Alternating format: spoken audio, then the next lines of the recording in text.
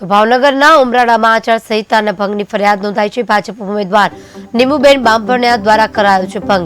ઇગોરાલા ગામમાં આવેલ હનુમાનજી મંદિરમાં કરી સભા। આચારસંહિતા ભંગનો વિડીયો સોશિયલ મીડિયામાં વાયરલ થઈ રહ્યો છે।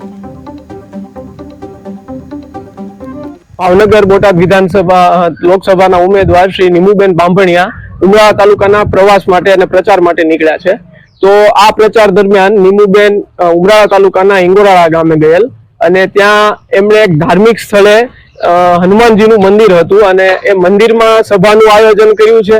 અને અમારા જ્યાં સુધી અમારા જ્ઞાન છે ત્યાં મુજબ અમને એવું જણાય આવ્યું છે કે આચારસંહિતાનો ભંગ છે અને જેનો એમના કાર્યકરો કે પાર્ટી દ્વારા ઉતારાયેલો વિડીયો પણ અમારી પાસે છે, જે અમે આજરોજ આદર્શ આચારસંહિતા અધિકારી શ્રી ઉમરાળા ટીડીઓ સાહેબને અમે આ માટે અરજી ફરિયાદ કરેલ છે કે તાત્કાલિક ધોરણે જો આચારસંહિતાનો ભંગ થયો છે કે કેમ એની સત્વરે તપાસ થાય અને એના માટે આગળ પગલાં લેવાય એ માટે